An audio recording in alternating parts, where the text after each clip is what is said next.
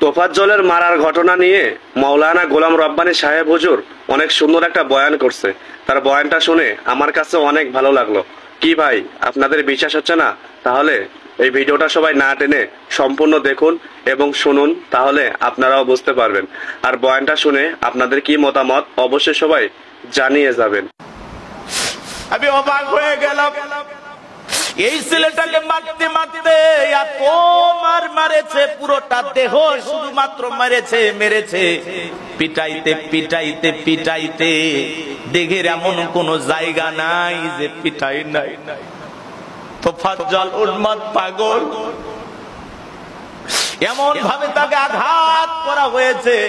সে যখন পানি চেয়েছে, এই বিশ্ববিদ্যালয়ের ছাত্ররা ক্যান্টিনে নিয়ে গেছে, খাবারের প্লেটে কিছু সামান্য ডাল আর ভাত দিয়া বলতেছে, খা, এটাই তোর জীবনের শেষ খানা, খা। এই খাবারটা খাওয়া শেষ হলেই তোরে মেরে ফেলবো। মৃত্যুর ভয়ে তোফাজ্জল নামের উন্মাদ সেই ছেলেটা এক দুই লোকমা করে খাবার তুলতেছে আর পাগল পারা হয়ে যাচ্ছে। এদিক ওদিক তাকায়, একটু নিরাপদ আশ্রয় খোঁজার জন্য চেষ্টা করে, কেউ তাকে বাঁচানোর জন্য গেল না। গতকালকে আপনারা দেখেছেন সোশ্যাল মিডিয়ার মাধ্যমে, চোর সন্দেহে কেউ যদি চুরি করে তবুও তাকে হত্যা করা যাবে না। আল্লাহর কোরআনের বিধান অনুযায়ী কেউ যদি চুরি করে তার হাতটা কেটে দাও।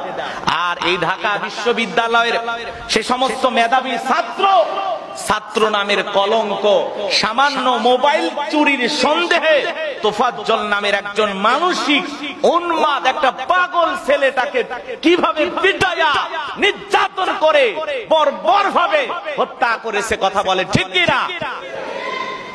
আমরা অবাক হয়ে গেলাম, একটা মানুষ হয়ে মানুষকে কিভাবে এমন ভাবে মারতে পারে, এমন ভাবে পিটাইতে পারে। যেই ছেলেটাকে হত্যা করা হয়েছে এই ছেলেটা ছিল মানসিক পাগল। ঢাকা বিশ্ববিদ্যালয়ের সে সমস্ত মেধাবী ছাত্ররা, ছাত্র নামের কলঙ্ক, এরা যদি শিক্ষিত হয়, এরা সমাজের যেই জায়গায় যাবে এদের মতো শিক্ষিত ছাত্ররাই হবে ঘুষখোর, কথা বলে ঠিক কিনা?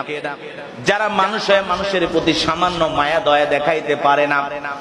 মোবাইল চুরির সন্দেহে এই তোফাজ্জল নামের যেই ছেলেটাকে হত্যা করা হয়েছে, যার জীবনের করুণ পরিণতি সড়ক দুর্ঘটনায় অনেক বছর আগে তিনি বাবাকে হারিয়েছেন, মাকে হারিয়েছেন। গত 23 সালে তার ভাই পুলিশের চাকরি করত, সেই লিভার ক্যান্সারে আক্রান্ত হয়ে মারা গেছে। ভাই মারা যাওয়ার পরে তাকে দেখভাল করার মতো আর কেউ নাই। সেই মা বাবা মারা গেছে দুর্ঘটনা থেকে একটু পাগল। ভাই মারা যাওয়ার পরে পুরোটাই উন্মাদ হয়ে গেছে, পাগল হয়ে গেছে।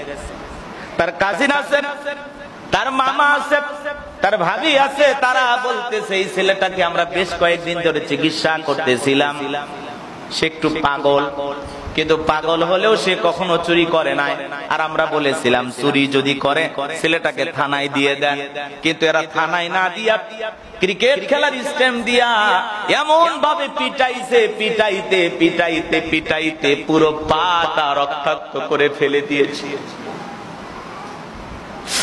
আমি অবাক হয়ে গেলাম, এই ছেলেটাকে মারতে মারতে এত মারেছে, পুরোটা দেহ শুধুমাত্র মেরেছে, পিটাইতে পিটাইতে পিটাইতে দেহের এমন কোন জায়গা নাই যে পিটাই নাই।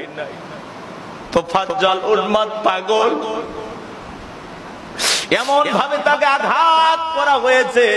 সে যখন পানি চেয়েছে, এই বিশ্ববিদ্যালয়ের ছাত্ররা ক্যান্টিনে নিয়ে গেছে, খাবারের প্লেটে কিছু সামান্য ডাল আর ভাত দিয়া বলতেছে, খা, এটাই তোর জীবনের শেষ খানা, খা। এই খাবারটা খাওয়া শেষ হলেই তোরে মেরে ফেলবো।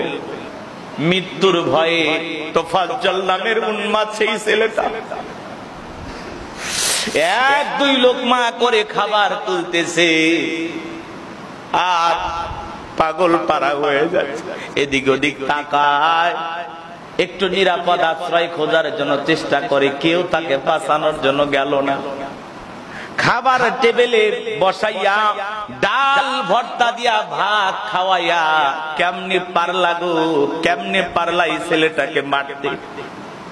এরা তো ডিবি হারুনের চাইতেও খারাপ, কথা বলেন ঠিক না? ডিবি হারুনা মানুষকে পিটাইতো, আবার খাবারের ছবি তুইলা ফেসবুকে ছাড়তো, পরে আবার তাদেরকে জ্যান্ত পাওয়া যাইতো। ডিবি হারুনের ভাতের হোটেল থেকে মানুষ জ্যান্ত ফিরে আসতো। ঢাকা বিশ্ববিদ্যালয়ের যে সমস্ত মেধাবী ছাত্ররা তোফাজ্জলকে পিটাইয়া ভাত খাওয়াইছে, এদের ভাতের হোটেল থেকে এদের ভাত